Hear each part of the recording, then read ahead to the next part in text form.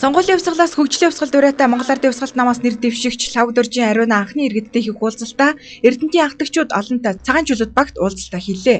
Тус багийн хувьд өөрийн харьяанд сургууль цэцэрлэг байдаггүй нийтийн тээврийн хүрэлцээ мөн ажилгүйд их архитан зөвтгөх газар авсан талаар уулзалтын үеэр иргэд хэлсэн юм. Одоо автобус онооны асуулт хүнд байдгийг шүү дээ. Хоёрын хооронд завсрын нэг ус болчиход энэ мосоо хөөхтүүд бол ер нь хүндтэй. Тэгэхээр та бүхнийг одоо багаар нь дэмжиж ажилланаа. Тэгэхээр өнөөдөр энэ цугласан энэ дэмжигчтэй бол би маш их баярлж байна.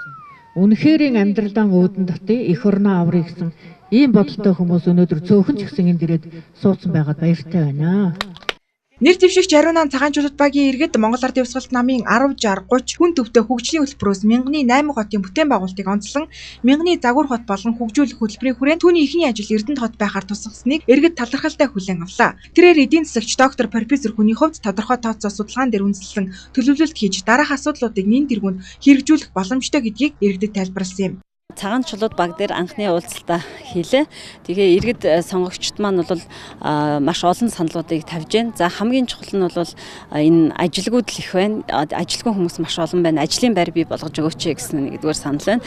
Хоёрдугаарт нь болохоор зэрэг энэ цагаан чулууд баг бол Эрдэнэтийн ер нь анхдагчуд амьдардаг маш эртний одоо энэ гэр хорооллын баг байгаа. Тэгсэн ирнэ энэ цагаан чулууд багч өөрийн гэсэн харьяалын цэцэрлэг сургууль байдаггүй юм байна. Тэгээ цэцэрлэг сургууль байдаггүй гэсэн асуудал тавьж байна.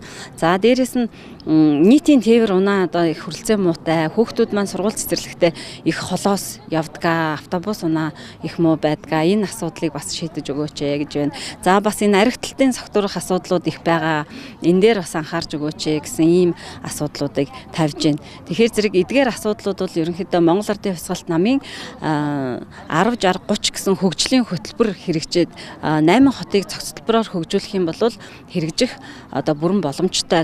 Улсын хурлын 48 дугаар тойрогт нэр дэвшигч Лавдоржийн ариунаа нь Эрдэнэтийн бүтээн байгуулалтад оролцсон анхдагчийн охин Эрдэнэтийн унган хүний хувьд буух эзэнтэй буцах хаягтай мэдлэг боловсрол ур чадвар туршлагатай нэр дэвшигч болохыг иргэд онцлон сонгуулийн сурталчилгаанд намжилт хүсэж бүрэн дүүрэн дэмжихээ илэрхийллээ. Мөн уулзалтын дараа иргэд Монгол улсын эдийн засгийн байдал, өрхийн эдийн засгийг хэрхэн сайжруулах боломж юу байгааг асууж лавлаж байсан нь улам дотн хүлээн авч байгаагийн илрэл болж байлаа.